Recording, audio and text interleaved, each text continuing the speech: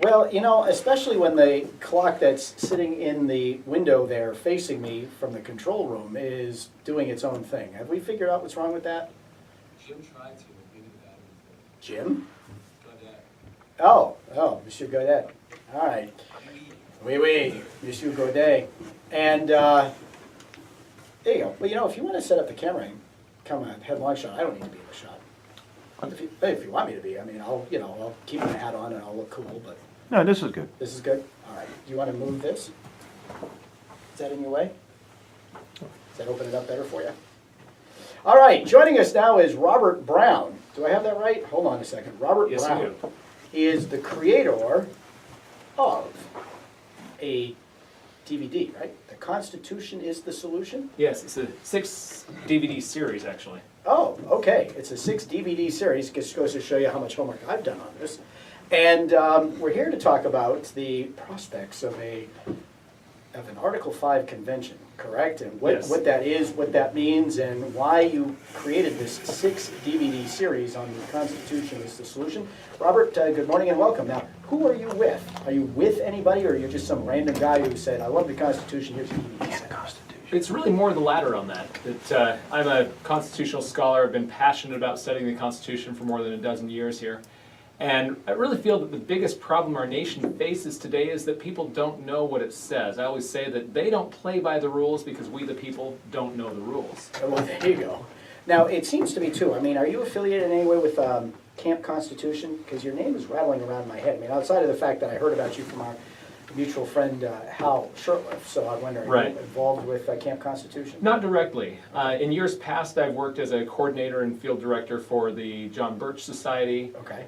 Retired from that, went back home to be with family, so I'm not traveling on the road so much, but still very involved in the cause. Presently, through this winter, I'm doing a kind of a national speech tour that's being coordinated through them as well. Gotcha. Visiting many different states that are looking at this idea of having an Article 5 convention and showing them what those that are promoting it aren't willing to tell them about it. All right, so before we get on to that, what makes you a constitutional scholar? Why should we listen to you other than Hal says so? You know, the biggest thing I feel like when I'm teaching people about the Constitution is I don't want people to take my word for it. Of course, I'm going to use original source documents and citations from the founders, but go check my references. Because I want everyone to know for themselves rather than just trusting the expert. Find out for yourself if what I'm saying is true. And so based on that, I don't really hold myself as the constitutional expert. I want to teach everyone to become the expert themselves. Okay. And so have you had any sort of formal training in constitutional law, or are you a self-study guy? More of a self-study. I always term it as I studied Those law. are always the dangerous ones. Right. But are you a lawyer? No, I'm not a lawyer. But I did study law the same way that Thomas Jefferson did, which was self-study under some of the great ones of his day. And so that's really what I consider probably the best way to study the Constitution is to study from original sources, go back to what those who wrote the Constitution said it meant themselves, and you can compare and contrast that with what a lot of the popular opinion of the Constitution is today. But Robert, don't you know that the people who wrote the Constitution were just a bunch of old white men who couldn't possibly envision the circumstances in which we live today? You know, it's amazing how accurately they did, actually. But the Constitution was not written based on current circumstances so much as the nature of mankind. That when anyone gets very much power, it tends to have a corrupting influence, and that was designed in the Constitution to pit power against power, that the power of the states can hold accountable the power of the federal and vice versa, and that they were supposed to really be able to hold each other accountable, but ultimately the people themselves have the final say, the final power on reining in their government officials. The way it was designed was really brilliant in that regard. So why is it that we've so failed to do that as a society? And it seems to me that the courts have become the ultimate arbiter and probably a disproportionately more powerful branch of government than they were meant to be by our ceding to them the ultimate authority to decide what is and is not constitutional. I'll use one of my favorite quotes that I think illustrates this really well. That back in the early 1800s, Alexis de Tocqueville, French philosopher and author, came to America. Oh, yes. And he pointed to what was the great strength of America at that time, which was, he said, in America, every citizen is taught the history of his country and the leading features of its constitution. It's extremely rare to find a man who's not perfectly acquainted on all these things, and someone wholly educated on them, someone wholly ignorant of them, is sort of a phenomenon. Where today, that's just the opposite. What was our greatest strength then is our greatest weakness now. Today, it's rare to find anyone vaguely familiar with the details of the Constitution and our true history. And so, what was our great strength then is our great weakness now. Kind of going back to my original argument here, that is, most of the American people don't know the rules, so Congress doesn't have to follow the rules. Once we know them, we can hold them accountable to them. Was it by definition, was it a defined thing that caused the American people to be ignorant of its own instruction manual, or did it happen through, complacency and taking things for granted? Was it by design or default? There's a little of both. There's a lot of things that have come into play, but one thing you can look at is what's in the curriculum in our schools today isn't really teaching the original intent of the Constitution. Oh boy, did I touch off a firestorm as a school board member on some of those items. We could take another show just on that topic. Still feeling the lashes on my back. Yeah, but that is really the problem. I reviewed my niece's high school history book with her recently, and we're looking through the one chapter it had on the Constitution, and when I completed looking through that, I said, it'd be better if you guys just skip this rather than teaching all the falsehoods that are contained in it. It's not being taught the way the founders intended it. If we actually open things like the Federalist Papers, which were the arguments in favor of here's what the Constitution is designed to do, here's how it's designed to work, you get a very clear picture that it's nothing like it is today. True, and I've had to go around with a local high school, the Bedford High School, actually, because they have the International Baccalaureate curriculum there, where of course they read the United Nations Declaration of Universal Human Rights, or Universal Declaration of Human Rights. So I sent off an inquiry while there was a piece of legislation about this program floating around the State House in Concord, and I said, so, do you guys actually read the Constitution? Do you read the Federalist Papers? Do you read anything having to do with the Constitutional Convention? And the only response I got back was, well, we covered that in our history class. I said, okay. Does that mean cover it up, or do we actually go into detail here? More or less what I said. I said, what does it mean that you cover it? Do you actually require the Constitution be read? Do your students actually read the Federalist Papers? I'm still, 3 years later, maybe 4, waiting for an answer. Yeah, keep waiting. Yeah, but we know they read the Universal Declaration of Human Rights for the United Nations, because we want to create little citizens of the world, not citizens of the United States. On that Universal Declaration of Human Rights, there's a clause in there that I find very interesting. It says, rights shall in no case be exercised contrary to the purposes and principles of the United Nations.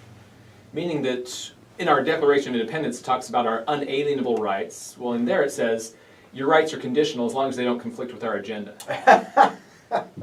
Take your pick. They're equal, right? Yes. All right, for those of you looking for a time check at Traffic Weather Sports, because of my excellent clock management skills today, we are going to blow the break at 20 minutes of, as we just got underway with Robert Brown. He's a constitutional scholar, and we're getting a little background on him and the Constitution and why it is such a mess. Before we get into the topic at hand, which is something called an Article 5 Convention of the States. And an Article 5 Convention of the States would be called by the states to effectively, some say, amend the Constitution, others say rewrite it. So we're going to dive into that right now. Robert, give our audience a bit of a more expansive understanding of quote-unquote an Article 5.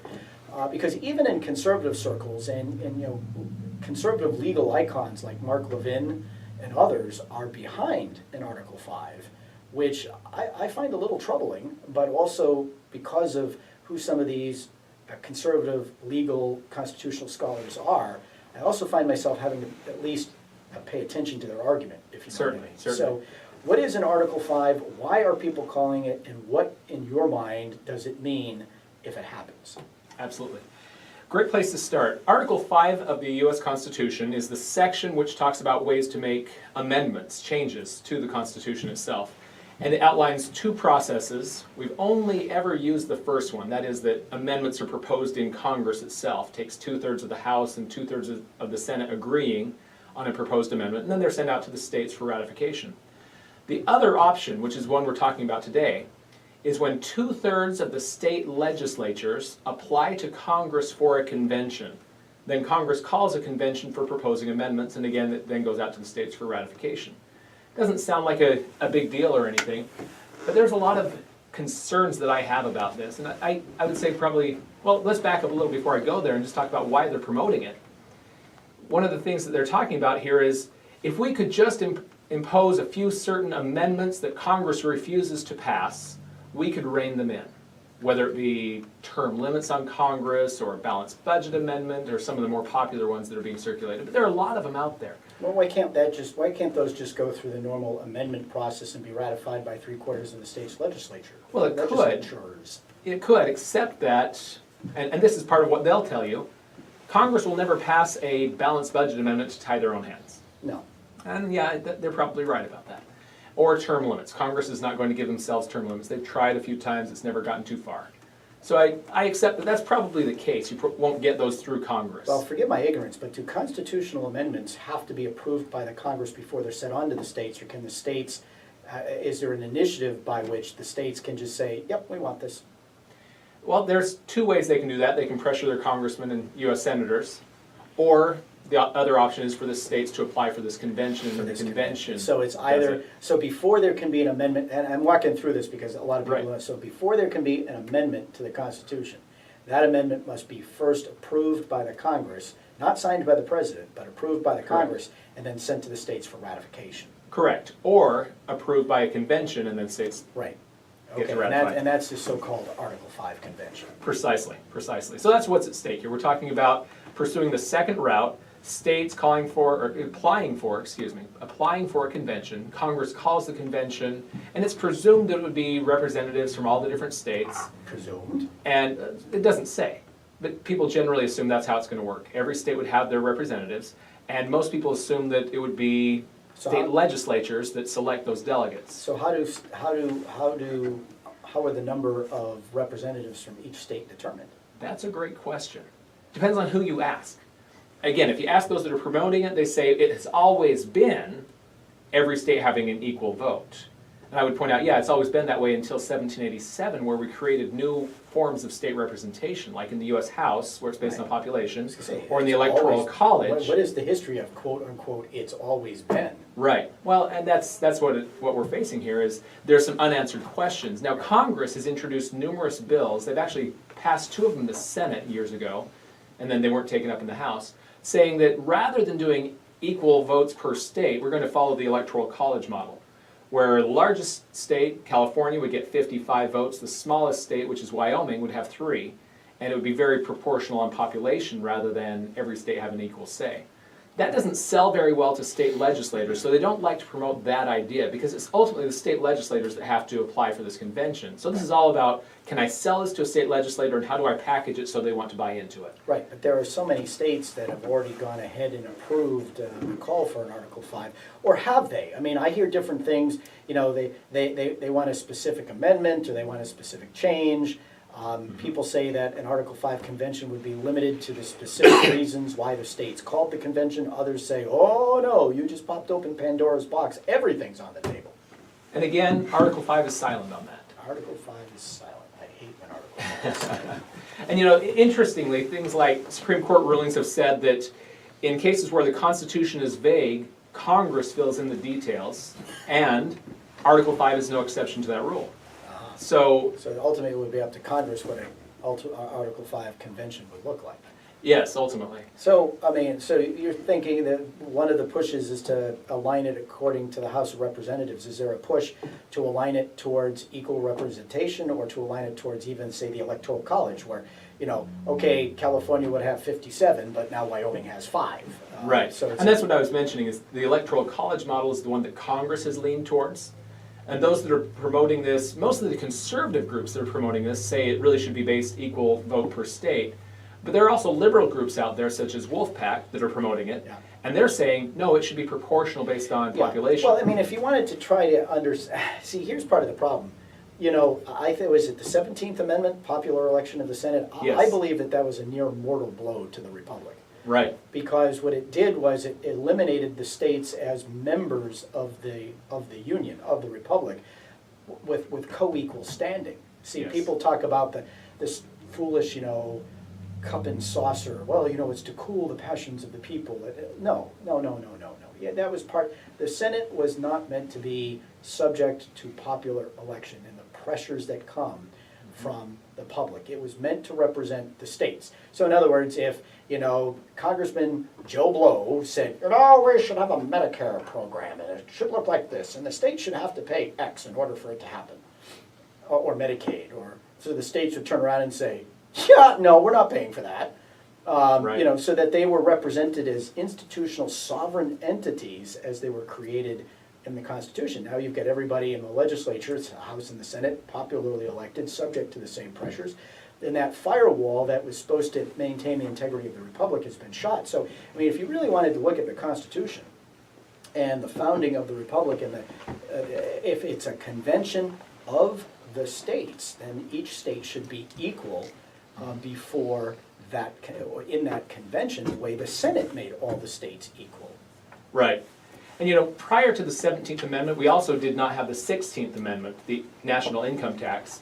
And so the way this really worked was when we, the people, are talking to our congressmen saying, hey, we want more handouts from the public treasury in one form or another, right. that tax money had to be raised through the states. And your state legislators had to take the political hit for all the federal spending. And so that became a natural deterrent that your state senator or your state legislator said to your U.S. senator, please stop raising taxes, please stop making us take the political hit for you. Right, because most people don't understand the prohibition against the ability to lay taxes directly on the people. Mm-hmm. And so if they needed to pay for the defense budget, they would send New Hampshire, Massachusetts, California, whoever, here's your bill to pay for the defense budget. And it would be up to the states to figure out how to raise the money to pay the federal bill, which was a brilliant check on unbridled expansion of government and spending, so long as it was followed and so long as the Senate actually represented the states and not the people of the state. Yes. This is one of the topics that I was implying when we started off today, talking about pitting power against power, the power of the states against the power of the federal. Both of them having this corruptible influence of power, but using it to keep each other in check. So let's presume there's an Article 5 convention. Anything that comes out of that convention, though, would have to be ratified by 3/4 of the states, would it not? Well, probably. Probably. Well, isn't the process of amending the Constitution require 3/4 of the states to approve? Yes, it does currently. Here's the problem, though. Look at historical precedent. In 1787, when the U.S. Constitution was written, what was our current Constitution at the time? It was the Articles of Confederation. the Articles of Confederation. And any changes to the Articles was mentioned in Article 13, saying that any changes need to be approved by Congress and by all 13 state legislatures. Right. Is that the process they used for ratifying the new changes they made by implementing this new Constitution? No. What they did instead was they threw out the existing ratification process that was constitutionally mandated and said, instead, we're going to bypass the state legislatures and call for special ratifying conventions of the people in every state, and it'd only take 9 states to approve it. And we're also going to bypass Congress. And so the convention here has set a precedent that conventions have the power to throw out the existing constitutionally required ratification process and create their own. See, because I assumed that if the Constitution were amended through a convention, that the changes, that the old Constitution would be in effect until the new Constitution took effect. Right. And before the new Constitution could take effect, it would have to be ratified under the terms of the old one. And again, that's you're right. That's what logic dictates. That sounds right, except that history says otherwise. Okay. And so we just have to ask the question, can history possibly repeat itself or not? And based on the convention, why did they do that in 1787? They knew that the existing ratification process would kill their proposal because it was a massive shifting of power from the state legislatures to the central government. How many state legislators would like the idea of surrendering a good portion of their power? This is going to be a non-starter. This is not going to get a lot of support, let alone all 13 state legislatures. Especially considering that Rhode Island didn't even show up to the convention. They knew that they were going to oppose it. And it took Rhode Island almost 2 years. In fact, it was more than a year after the Constitution was ratified and in effect before Rhode Island even signed on to it. So, yeah, maybe Rhode Island should have remained independent. interesting concept on that one as well. But you see, the problem here is, based on precedent, they could do what the 1787 convention did do. And there are actually a number of people out there talking about that's exactly what they should do. We should take away the existing ratification process and replace it with a vote of the people. So a simple majority vote of the American people, popular vote, the one that just tried to elect Hillary. Right. Interesting. Yeah, well, if voter fraud weren't such an issue, it might be a viable proposition. All right, so how close how close are we to having an Article 5? Where do we stand on that here in the state of New Hampshire? And what can people do if they disapprove of an Article 5 convention to ensure that their voices are heard? Excellent questions. First of all, it takes 2/3 of the state legislatures to apply, which under today's numbers, that would be 34 states. Yeah. And presently we have 28 Oh, that's a little too close. that have signed on, yes. And back in 1983, we were at 32. We were 2 states away. We've actually pulled away from that a ways, and now we're climbing back up again at this point to 28. And so, and New Hampshire is one of the states, as I recall, that is on the books for saying, yes, we want a convention. So during this legislative session, there's a bill being sponsored for a rescission of that application. What bill is that? HCR3. HJR3? SCR3. Oh, SCR3. Thank you. SCR. Get my expert locally here. SCR3? Okay. Senate Concurrent Resolution number 3 there. That's being sponsored by Jim McConnell. Jim McConnell. Okay. So that would be one that needs to be supported in order to prevent this convention from happening. We need states pulling away from their applications for a convention to make sure this doesn't happen. Not finding it in the system. Okay. Oh, I know what it is. It's CACR3. I believe. Hold on. Anyway, continue. Right on. And so Yeah, it's CACR3. one thing we need to do is be talking to our state legislators saying, No, it's not. please support rescinding the Article 5 convention application. It's supposed to be SCR3, if we can find it or not.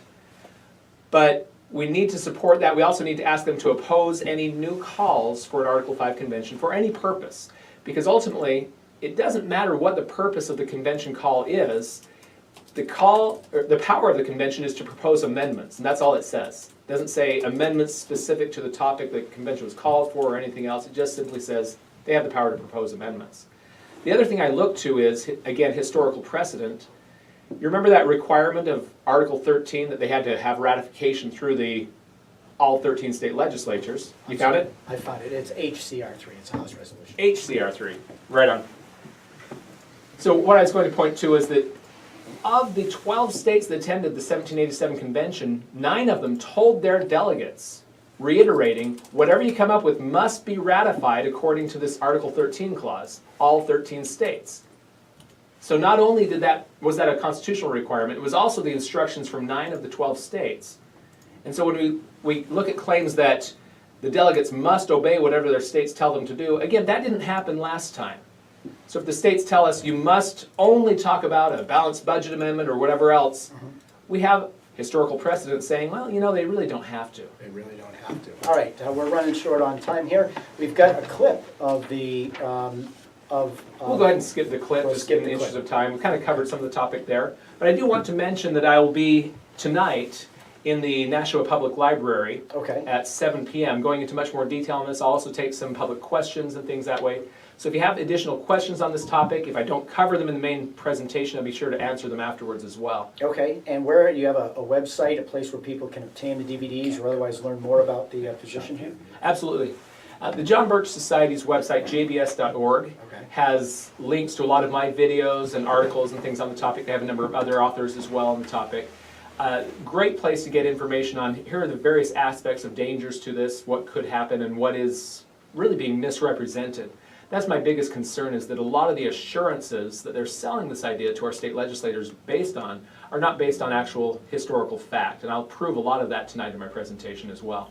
All right. Well, so Robert, 7 p.m. at the Nashua Public Library. Robert Brown, we appreciate that. And can your DVDs be obtained through the John Birch Society website as well? Yes. So it's jbs.org? Shop Correct. JBS. If you go to shopjbs.org, okay, you can find The Constitution is the Solution is my video series that teaches you what you need to know to hold elected officials accountable to the Constitution. Oh, and who would want to do that? Yeah. Except us. All right, Robert Brown, we thank you for being with us. And Hal Shurtleff, who stayed in the background, thanks for coming in. We're going to take a final check.